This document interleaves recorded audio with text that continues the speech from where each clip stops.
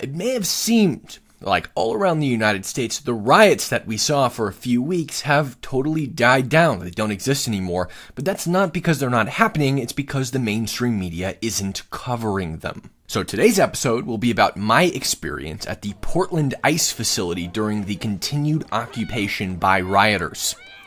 These rioters have been occupying the Portland ICE facility for weeks now, months actually. They haven't been inside the building that I'm aware of, but they're occupying the outside, making it impossible for the agents on the inside to do their job and carry out their duties. Nearly every building in the surrounding area is boarded up. Some even have signs pleading for protesters not to vandalize their business. Mexican and other foreign flags, primarily South American, are plastered everywhere, but not one American flag on the protester side. The only American flag present in the entire area is on the ICE facility, but protesters made sure to shout at agents and tell them that they're not Americans and they shouldn't be flying that flag, which is ironic coming from the people who don't endorse America. So when I got there, just before the sun went down, protesters were shouting vulgarities at officers. Agents stood on top of the facility, keeping an eye on these rioters. Come on! I'm getting bored! Can I have some spicy, please? Can I have some more of that mild pepper bomb? Hey look, it's the Back Shop Boys!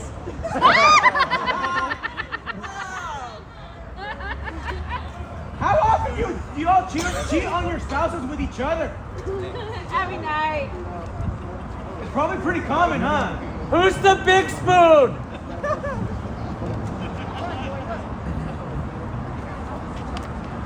You think it's funny, guys? It's true. Speak up. That guy probably still has his buddies inside of him. Can I get myself out of your car? Please, there's like 4 little shots right here for me. Hey, your wife. But don't hit me, you're out one. Brother, can you smell it? Yeah. Come on. Please. Fucking psycho. You're out one.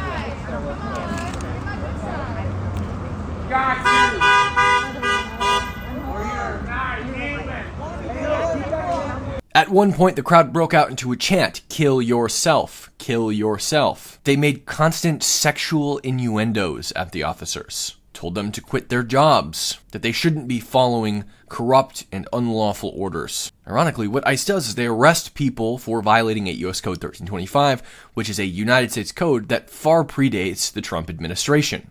It's the code that makes it illegal for people to enter the country without permission from an immigration official or without inspection. U.S. Code 1324 is the law that prohibits people from aiding and abetting people who have violated 1325. Their orders aren't unlawful. These rioters were warned repeatedly not to step on federal property. They were warned the consequences of stepping on federal property, and they know this because they've been there for over a month. Every single time somebody steps on federal property, they're arrested, they're detained. But that doesn't stop them from doing it. They tiptoe onto federal property, mocking the agents. They ride their bikes into the driveway of the facility, which is specifically outlined by agents as a place that they're not supposed to be. They twerk with their butts hanging over into the driveway, and also place obstacles in the driveway, making it more difficult for agents to do their jobs. When they have shift changes, the officers, they have to leave through that front gate which the protesters are blocking and putting obstacles onto, potentially leading to a situation where officers are kept in the facility and unable to leave. So they repeatedly violated this order not to step onto federal property. The primary violator was somebody who was tiptoeing onto federal property and shaking their butt onto federal property. The gates opened up slowly, and agents marched towards the rioters. They grabbed their arrestee, and a brawl broke out.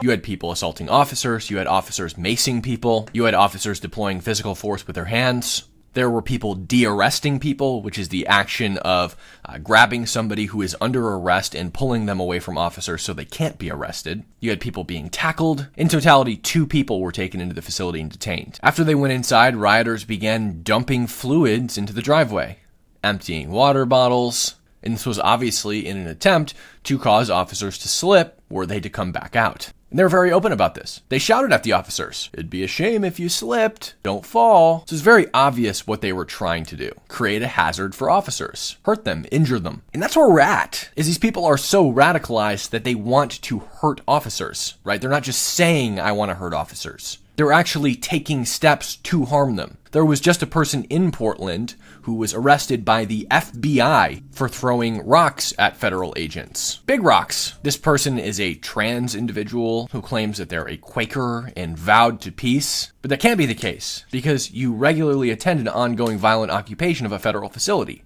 How could you be peaceful? That person just had their arraignment, and Katie Davis Court, a journalist with the Post Millennial, has been covering Portland, went and attended. Unfortunately, though, everyone who was arrested when officers came out and used force to arrest people were released. They released them slowly through the side gate of the facility, to the applause of the rioters, who continued to shout obscenities at officers as they released their comrades. So they call each other. They call each other their comrades because they're communists. Sure, they're anti-ICE and they're anti-Trump, but at the end of the day, that's what they're socialists. At one point, I was standing next to a person who identified themselves as a Portland teacher. This person was in full riot tactical gear and said to another individual that she had been there for 40 nights. She had been detained, and she also said that she normally wouldn't tell people this information, but the guy she was talking to had a facial tattoo, and that made her trust him. Shocked about how she has neck tattoos, but she can't have anything inappropriate because she works for kids. It's not inappropriate for her to be out rioting against federal authorities on a weeknight, but it is inappropriate to have certain tattoos, I guess. My only criminal record was when I was 17 and homeless. But besides that, that's the first time I've been detained. Like, that's the first time I was detained as an adult. Like, I'm not like I have 70 tattoos, but I'm a teacher. I'm a state like, I work for the state. There's also an interrogation room. They take some people to it. Some people they don't take to it. They did take me to it. I just didn't waive my rights, and then they released me soon after. I've been out here like probably 40 nights total now, so I've gotten all the, the deeds. Normally I wouldn't tell just like anyone I just met this, but you have a free statue, I just. Thank you. I have a throat tattoo, like I can't pull it up right now, but I'm a cool teacher, I'm a cool teacher. And this wasn't the first time we've seen this person. Katie Davis Court recorded this person shouting obscenities just a few weeks ago. When I first came out here, all I was talking about on the megaphone was how scared I am for my students and how upset I am for their fear that they are showing in class every day. But as I have been physically assaulted as a peaceful protester half a dozen times, I have become more radical. I have become more extreme. So my megaphone speeches of saying, "Please think about the children," have slowly turned into "kill yourself." I have a clean record. I am a teacher. So I kept coming here because I became more and more upset. And at one time, I was upset, and I lightly kicked your drywall, your plywood, and then you detained me. You took 3 fully military armed men and detained me, a 5-foot teacher. And when I was in your facility, you gave me 2 charges. One for being on your driveway, one for kicking your drywall, your plywood, whatever the you want to call it, your wood. Where you deprived me of water. I asked for water and you said sure. And then you put my water bottle on the outside doorknob of the cell. And also in that cell, you gave me a 5-second phone call. A 5-second phone call. And then later on July 4th, I felt like I was safe. When you took an entire city block, I was behind 25 feet behind other protesters. And when I was 25 feet behind other protesters, I was shot in the shin by a 40mm foam round. That hurt. I recorded another person, a trans person, going by the name of Rosa, talking about how they had intentionally harassed and targeted a black ICE agent. Oh yeah, because I saw him just like pop out from behind one of his homies. I don't know. He was like before and after. They got tired of me bullying the black ICE agent. Fucking idiot. It's straight in the Yeah, no, bullying at floor. He's like, I got you. And also I was talking, I was like, your pepper balls aren't It's like my salsa de tomatillo.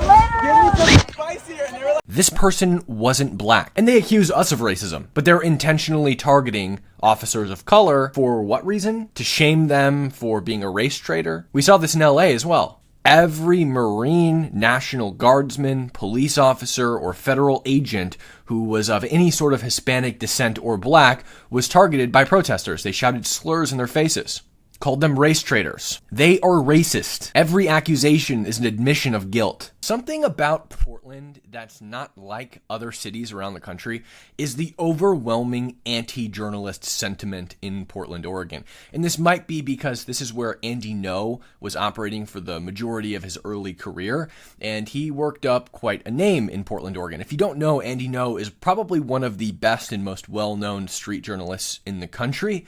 He operated in Portland and was eventually attacked. They attacked Andy from behind and caused his brain to hemorrhage. He had to be rushed to the hospital and he nearly died. So this anti-journalist sentiment goes back quite a ways. It's not new. But what's interesting is Andy hasn't operated in Portland, Oregon for a long time. But his name is still plastered everywhere. You hear his name when you're in the crowds. I'm embedded, of course. I'm undercover. They don't know that I'm a journalist, so I'm able to record these conversations and record what's going on around me without them impeding me. And we'll see a little bit about that later. But you hear Andy's name dropped constantly. They haven't forgotten. They're almost obsessed with him. There are three main journalists that are operating in Portland right now consistently. I was there for one night, but these three are there constantly. Katie Daviscourt with the Post Millennial. She works with Andy. Ryan and Honey Badger Mom. These are some of the most dedicated journalists I have ever had the pleasure of meeting and working with. They put their lives on the line day in, day out to make sure that people like you know the truth about what's happening in the Pacific Northwest, which in my opinion is one of the most violent regions in the entire United States. I'm going to put each of their X profiles in the description below. Make sure to follow those links and go follow each of these journalists. Katie's sitting just below 200K. Go push her over the edge. There was actually this sign put up that had the names of the three of them sort of morphed into offensive names, I guess. And they went around and asked the three of them to sign it while heckling and harassing them. That was early on in the night, but things got darker as the night progressed. There were posters of Katie up, sort of wanted posters, and the same for Ryan. Protesters had signs about Andy, and at one point I was standing undercover next to this protester, and they shouted at the ICE agents, "You better come down and get Katie because she's not safe out here." And this is because a few weeks ago, ICE agents actually had to bring Katie into the facility, as well as Ryan and Honey Badger Mom, because they were being attacked by these rioters.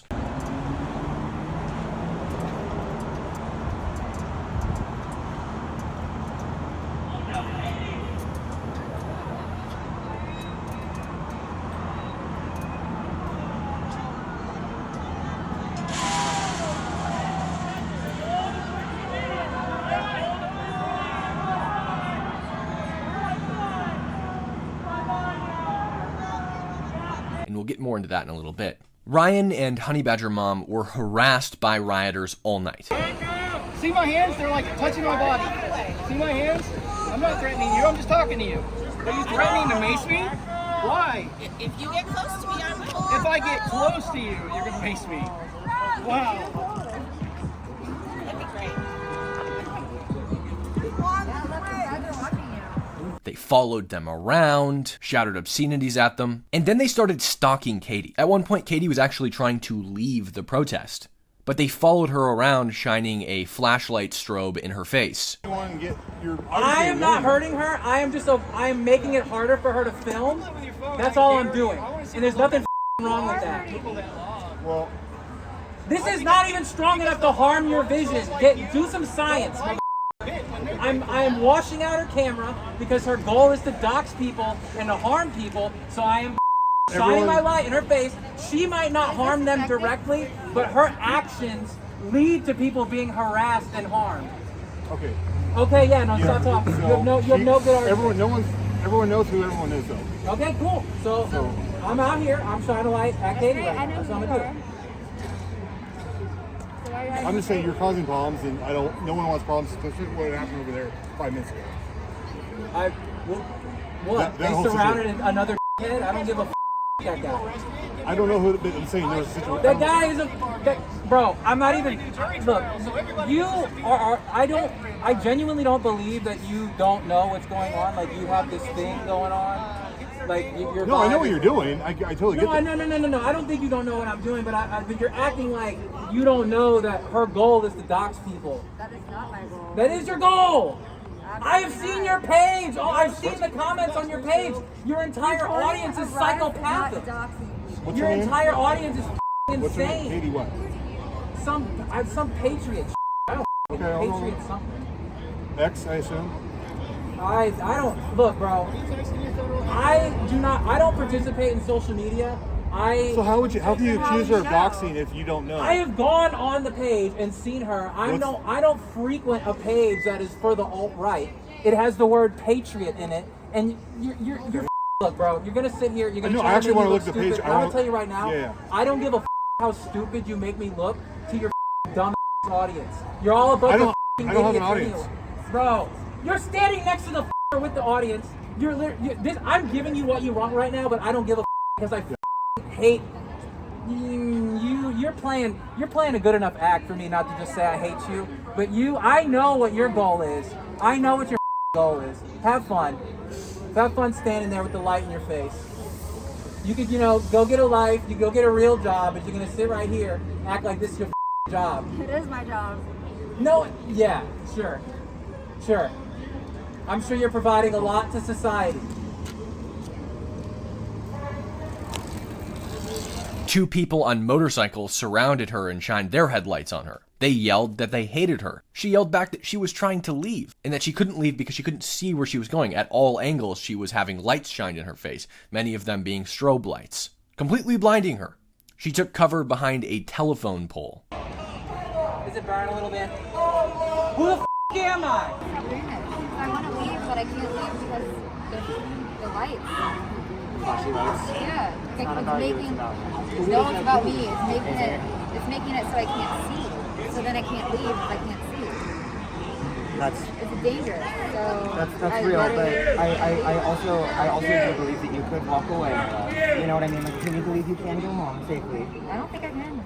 What's weird is they claimed that Katie must be stopped because she doxes people. Her goal at these riots is not to do her job as a journalist, which is her actual job. She works for the Post-Millennial as a journalist. But instead, her goal is to dox people, to expose their personal details online. Katie's the same as me. I don't go to protests with the goal of doxing people. But if somebody commits a crime against me, an officer, or one of my fellow journalists, I will release their details to the public. I will find them, and I will make sure everybody knows who they are. But I got into an argument the following morning outside of the ICE facility with a protester, and I didn't feel the need to release any of their personal details or find out who they were. They were unmasked, and I had them on camera. They were saying bad things about me and making fun of me, and I easily could dox them, right? But they didn't do anything illegal. They didn't do anything to me that was illegal or anybody else that I observed, at least. So I don't find it particularly useful or productive to find this person and release their information. My energy is better focused somewhere else. And Katie's the same way. She's not going to dox or expose people if they don't commit a crime or try to harm her. Later on, another journalist showed up. He was a black independent streamer. As he was filming, he was completely surrounded by rioters. They got into a bit of argument because they could see that he was talking to his chat and saying things that weren't pro-riot. And so they started shouting that he had a gun. And this is the newest tactic that they do, is when they find somebody that they don't like or they don't agree with or could possibly be exposing illegal activity at the protest, they claim that that person has a gun and they shout it, which creates a very dangerous situation. Imagine if there's another person there who has a gun that is pro-protest. Thinks they're defending the protest from a man with a gun. They're probably going to pull that gun and use it on the person they believe to have a gun. The streamer lifted his shirt up, showed his waistband. He didn't have a gun, but that didn't stop them from continuing to shout, he has a gun, he has a gun, he has a gun. And making anybody mad. As long as you don't touch me, we're cool. I'm not, listen. Don't walk up on me, bro. I don't carry a gun. I have no weapons on me at all. I don't have any weapons. You're a f***ing liar. I'm the one. You guys pulled a gun on me. Yeah, you did. I have video of it. And the FBI has the video. I have no weapons on me. Yes or no? You tell me. Yes or no? Nobody has. You show me with your Yes, I want to have a conversation. Okay, let's walk this way. we can talk right You here. don't have to. I'm encouraging you right now because people are scared. And they did the same thing to Katie just a couple of weeks ago. They completely surrounded her and then shouted that she has a gun. She didn't have a gun, and neither did this guy.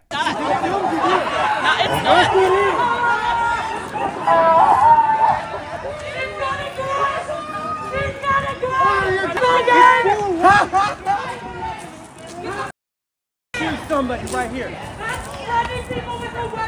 Who the got the gun?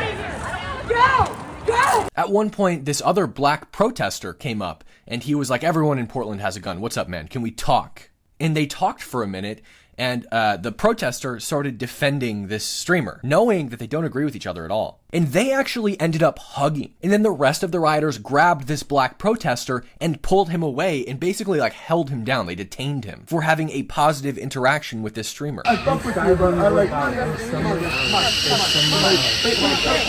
Yo, please, like now we're doing the same thing to me that they do to us. Yep. They're doing you what they do to me. Take the step down. Take the step down. Y'all be subscribed to my channel, and he knows I love him. Oh my God.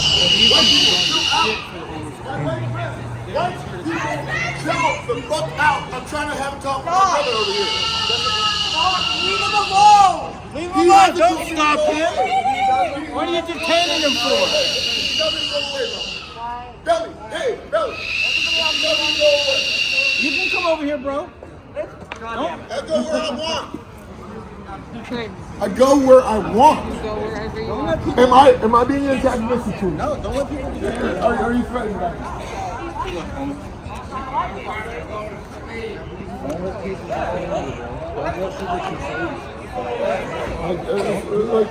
We are out here for community, and I know that the impulse to pull me back from what they see as like a potentially hot conflict, like a confrontation, is rooted in love. This guy had been out all day in the corner of the ICE facility with a sign.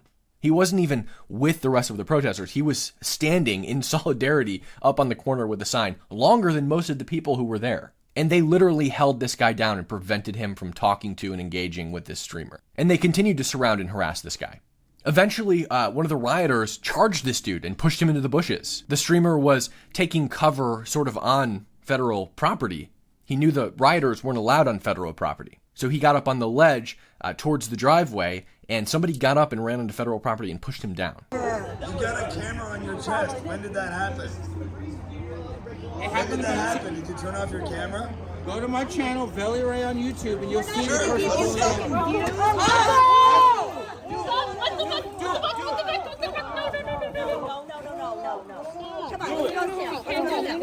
Take him away. Uncle. Listen, you see it. All good, guys. That's the meeting over here causing trouble. Some of them white guys. He's just filming. Everybody let's move off the federal property. Everybody's watching. The pigs are watching. Do it then. You keep talking because you got 30 people behind you. I don't know what you're talking You don't know how to Is follow. that what a journalist sounds like? Motherfucker. I was actually a big dick. You little dick. Have a big dick, actually. Is that what a journalist sounds like? Later, I was also able to find and film Antifa's safe house in Portland. There are a few in the Martise apartment complex right down the street from the ICE facility. This is where they go, hang out, and relax, do work and whatnot when they're not rioting. And they also riot in shifts, so they change out. There were several militants inside, but their windows were blocked out by protest signs. A couple weeks ago, Katie was actually able to film the apartment while they were doing a shift change. So she saw militants go in and out. And there's video of it.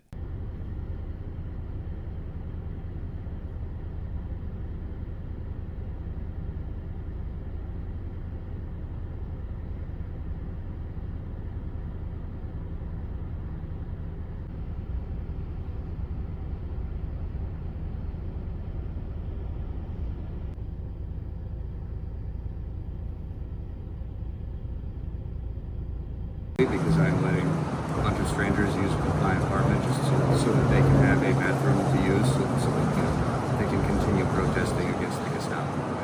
Because I care. I care about people being able to have the basic things that they need to be healthy and sanitary, right? But people are spiteful and petty, so they will obviously target whoever they can in order to get back at people they don't like.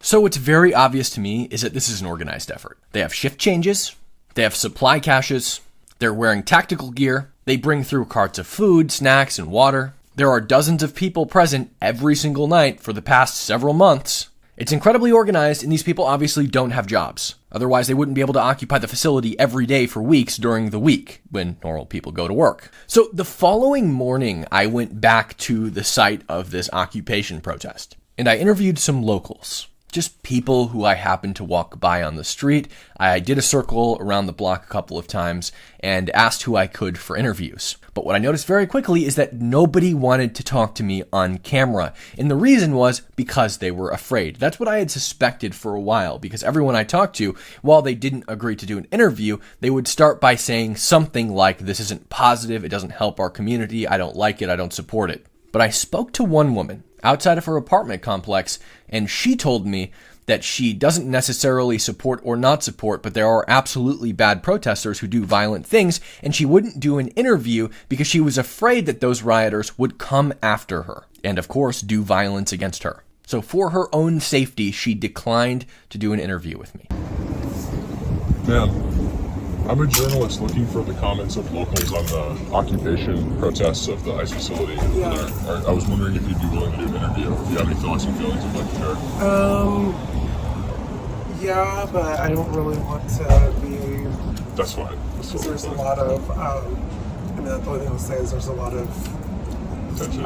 Sorry, I'm just kind of sick. No worries. They just, yeah, there's a lot of good protesters, but there's a lot of bad ones. Yeah. And so if they catch you, like, saying stuff, they might, like, come after you, you know? Yeah. There's a lot of stuff like that, so... Yeah, 100%.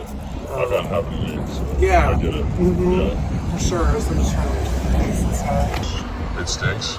Can I interview you? No, I don't think so, but I mean, it's all a bunch of foolery. Yeah, why do you say that? Well, it's wasting time, energy, you know. Get out there and, you know, work thing. I fully agree with you, man. I just don't understand it, you know. Plus, passing tear gas, I'm upset at that because it stings my eyes. Same, yeah. Sarah, we can't even walk down that street. Yep. Yeah, it's horrible. So I want to talk a little bit about this symbolism, because this is what the community sees when they walk by the facility. The whole facility is completely boarded up for the protection of the facility, and that boarding is all graffitied over, as well as the bricks of the actual facility, the sidewalks, etc. So there are at least 5 spots where there is graffiti that calls for Trump to be killed. There are countless spots of graffiti that call for ICE agents to be killed, and I don't mean in some esoteric way. I mean it literally just says kill cops, kill pigs, kill ICE. There are spots that say Molotovs melt ice. You know, Molotov cocktail is a bottle of flammable fluid. You light it on fire and it burns people alive. Molotov melts ice. Molotov kills ice. All over the place it says, "We have the guillotine ready." The guillotine is, you know, that big choppy thing that the French invented to mass murder the elite. The hammer and sickle was also everywhere. If you don't know what the hammer and sickle is, it is the sort of most symbolic sign of communism, particularly the Bolshevik uprising, which led to the creation of the Soviet Union, Russia. Now, all over the facility were messages of anti-fascism, which I found particularly interesting because the first thing a fascist does is shut down the media because they're obsessed with narrative control. Fascists want to control what the populace take in. So they shut down the media, they intimidate the media, they prevent the media from being able to do their job unless it's a media outlet that agrees with them. And that's exactly how these protests operate. When you show up as a journalist, you'll notice that there are some factions of journalists who are completely attacked by the riot that's going on. And then there's another faction of journalists that are actually embraced by the protests. These people are usually fully masked. They are in balaclavas. They look just like a rioter, but they have a camera. They're wearing trans patches or anti-ICE patches or Palestine patches or whatever on their gear. For all intents and purposes, they're a protester with a camera. There have been numerous journalists assaulted in the past few weeks. There was even one point where a journalist had to pull a knife for his own safety. He was completely surrounded by these rioters and they were threatening him. Back away! I'll go home to your hole. Where are you running Go home to your hole.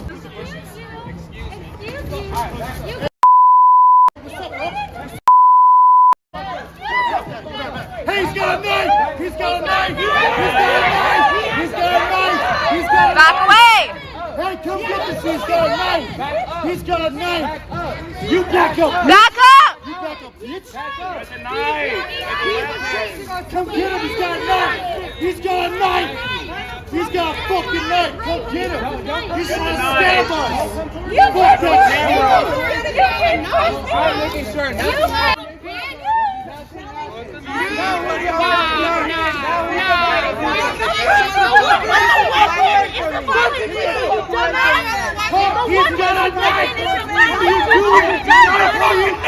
Go away!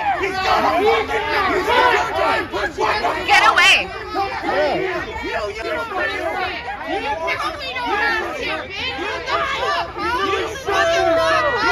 got assaulted! Get the fuck out of here!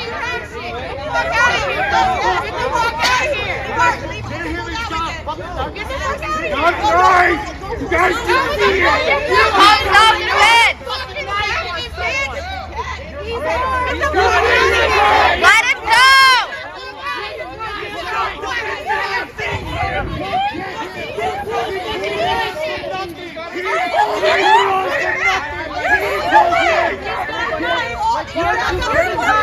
Get away from him! He just tried to slam somebody. There's a weapon! He has an eye on federal property, and we're the bad guys. No!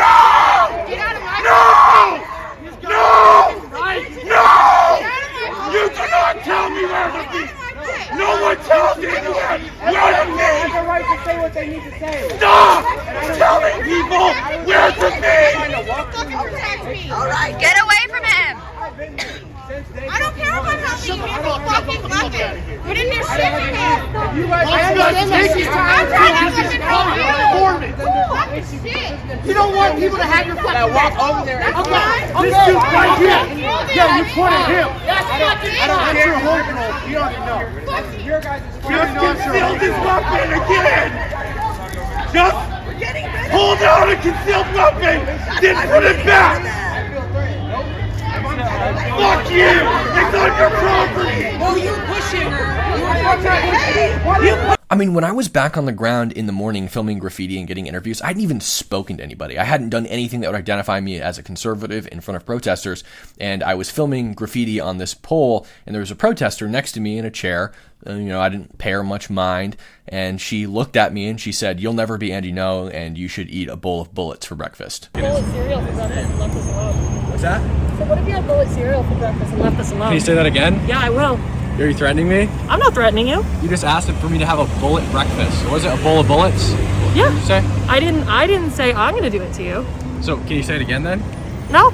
Oh, now that the camera's rolling, you're a little afraid, aren't you? Afraid of what?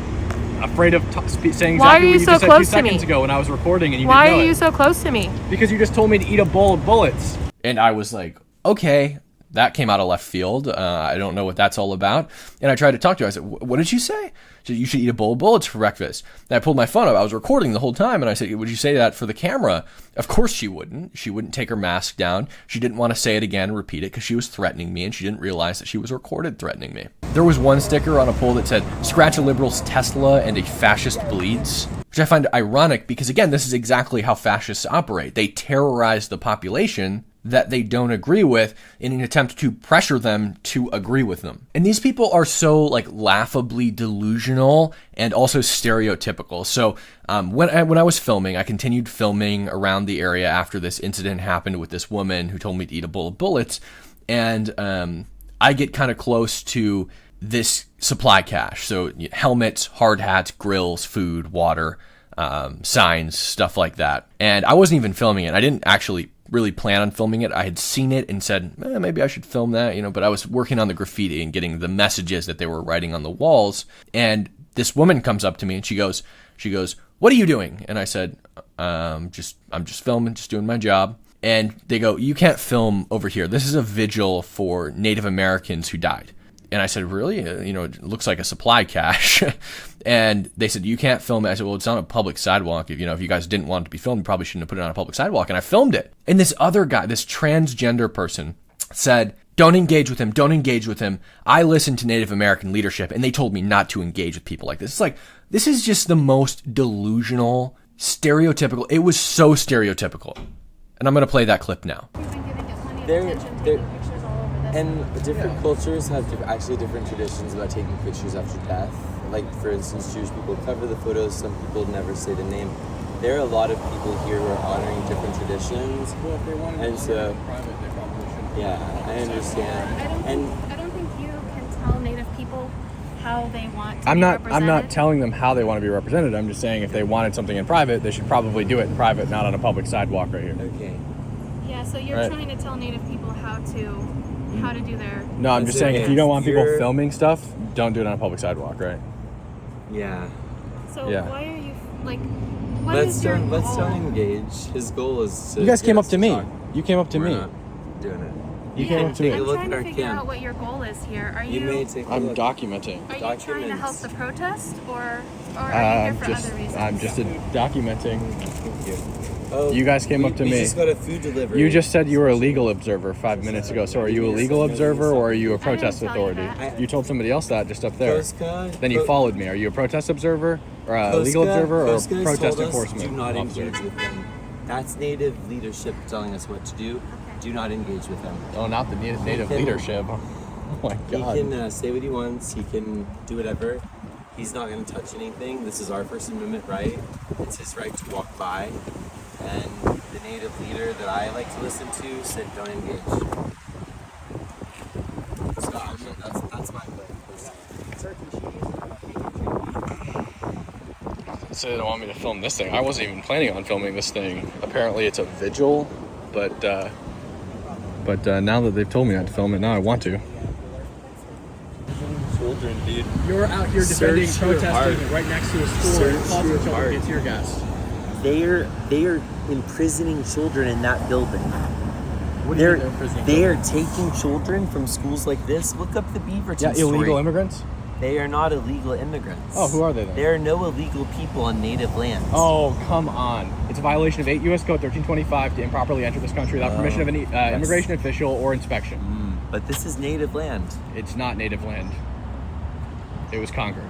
This is native land. It's not. It's owned by the federal government of the United This is States. native land. It's owned by the federal government You're of the United standing States. on native land. I'm not standing on native land. Yes, you are. Dude, what was the population of Native Americans in the United States? Do you think that they occupied every square inch of the United States? Because we don't even occupy every square inch of the United States currently, and there are 350 million Americans living on it. Yeah, but it's funny that you're not interested in like the children that got poisoned. Well, I think the reason that the tear gas gets deployed is because you guys trespass and you assault officers, and then tear gas gets deployed to repel you guys when you block the entrance for agents to go. I into just that would facility. love if you would let people know that children were poisoned. Well, I'm gonna post this, but do you think that you guys share in the responsibility of kids getting hit with tear gas when you guys are the ones causing the tear gas to be deployed? I think that what we're trying to do is save children So who why are are you being protesting right abducted next to and a school then? assaulted by ICE. Why are you protesting right next to a school then? America is creating a generation of orphaned children, and we will be infamous for like 50 years from now.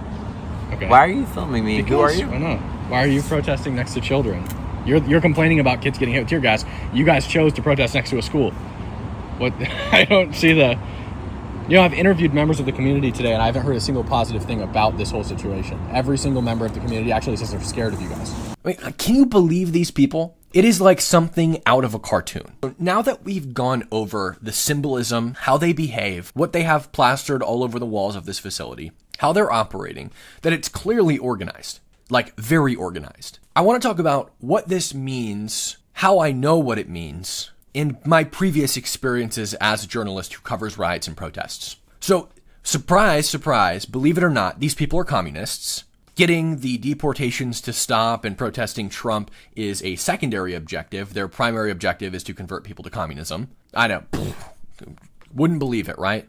Notice the hammer and sickle everywhere. They call each other comrade, which is an obvious dog whistle to the Bolshevik Revolution, where Soviet communists called each other comrade and continue to do so throughout the entirety of the Soviet Union's existence. And we can combine this with my previous experience as a journalist covering these riots. So when I went to protest encampments around the country for the anti-Israel protests, okay, what I noticed is when I would go undercover, I would dress as one of the protesters and I would infiltrate these encampments and I would go inside and film everything that they were doing. So same stuff. They had the hammer and sickle everywhere. They called each other comrade. And furthermore, all of the encampments, whether we were at UC Irvine, UCLA, UC Berkeley, it didn't matter. They all had little libraries, they called them. It was usually a table or a shelf full of books, and every book on that shelf was communist propaganda. Almost every book. You know, you also had books about how to convert to Islam, but the majority of the library was Karl Marx, Stalin, Lenin, Trotsky, and then more contemporary communists. People who argue for the abolition of policing, the abolition of prisons, the abolition of money, the abolition of markets. And people are all over the place reading these things. Those protests were kind of like a flour mill and a bakery, right? Hamas is the flour mill. They're in Gaza. They export base level propaganda and they export it to the West. The communists are not in touch with Hamas that I'm aware of, right? But neither one can survive without the other. So Hamas exports this base level propaganda, your photos of dead kids, your videos of bombings and whatever. The communists get their hands on it and they turn it into bread. They take the base level propaganda and they turn it into something that fits their agenda. Israel is bad. Why is Israel bad? Well, Israel's bad because they're allies with America. Why is America bad? Well, because they make bombs. Why is making bombs bad? Well, it's bad because capitalism is bad. And America is a morally corrupt and repugnant country because of capitalism. And the only way to really solve this problem is to abolish capitalism and replace it with something better, socialism. Which is why they have people reading books about socialism and communism and how to have an uprising in your country. It was the same for the BLM riots. You had an organization, Black Lives Matter, which was run by self-proclaimed Marxists. I think that the criticism is helpful. I also think that it might, I think of a lot of things. The first thing I think is that we actually do have an ideological frame. Myself and Alicia in particular are trained organizers.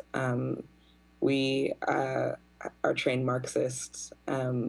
You have the gay movement. They're all commies too. And now you have this, also run by commies. And how could you say they're all commies? That's a pretty sweeping and broad statement. Well, you know how I told you it's like a flour mill and a bread factory? Well, you have bakers and you have bread eaters, right? The leaders, the organizers of these protests, they're baking. They're creating bread. The bread is the propaganda. You know, they took that flour and they added yeast and the other ingredients required to make bread. That's the yeast is your we hate America. It's capitalist. Replace it with something better. That's the yeast. They modified it. They baked the bread, which is propaganda, and they fed it to bread eaters, which are people they convinced to come to their encampment or their protest or whatever. So these people aren't baking bread. They're not creating propaganda. And they might not even necessarily be communists or socialists yet. But they're eating that bread up. And they're well on their way. And many of them become bakers. They start making the propaganda. And how might you draw people into these situations? Well, at the protest encampments, it was very easy. You have 8-foot walls surrounding a tent city in the middle of a campus. When I was in college, the one thing everybody wanted to do was find a place on campus to smoke weed without getting caught by the police. What better place to do that than a spot in the middle of campus with 8-foot walls where the police aren't allowed? And that's exactly what's going on inside those encampments.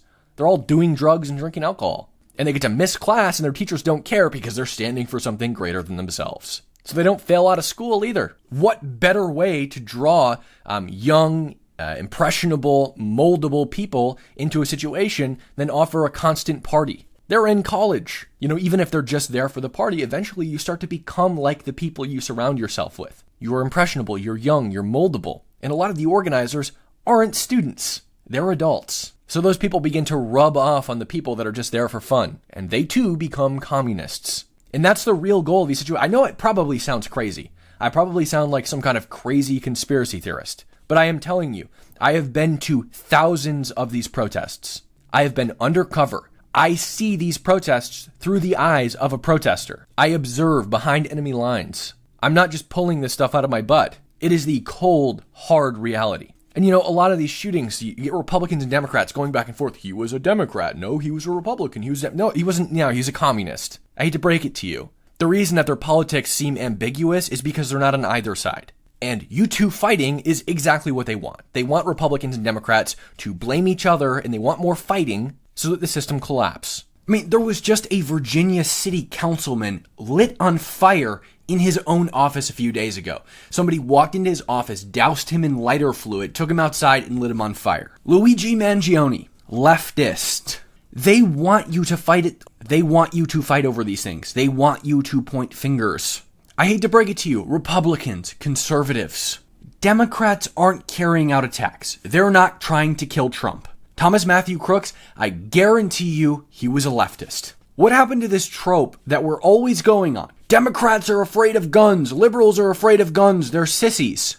Leftists are not afraid of guns. They embrace guns. Liberals are actually afraid of guns. Go figure. You know, the old stereotype, they think the gun's going to shoot itself. Leftists don't think that. There is a difference between liberals and leftists. I know you guys always use them interchangeably, but they're not the same thing. A liberal is somebody who wants to change things, make them better. In a very general sense, the first capitalists were liberals. Abraham Lincoln was a liberal. It's a moderate position. Modern liberals have gotten pretty funky, but leftists are something entirely different. They want to whittle away at society until they can collapse it and replace it with something better. Socialism. That's what a leftist is. Look it up. In order to replace a collapsed society with something better, it first has to collapse. In order to collapse it, you need a revolution. But you have to whittle away at society until you can have a revolution. You have to keep increasing your numbers, gaining forces. You can't have a revolution without guns, which is why leftists support the Second Amendment and the right of the people to own guns. I'm not crazy here. Ask any leftist. I know there's not always people giving you a differentiation between the two, but leftists, actual leftists, hate being called liberals because they also hate liberals for different reasons than you don't like liberals. Those are the people that are carrying out violent attacks. This recent attack in Manhattan, I guarantee it was a leftist. But they want you to point fingers at Democrats. They want to divide everybody. They want people to feel like they have no place and have to become a communist or a leftist. That's what benefits them. If Republicans and Democrats hate each other and start a civil war against each other, that just makes it easier for the leftists. Republicans and Democrats fight each other, and the leftists come in and clean up whoever's left. That's what they want. Will they ever attain it? I hope not. It doesn't seem super realistic, but that's what they're gunning for. I hope you guys enjoyed, and I will see you guys in the next one.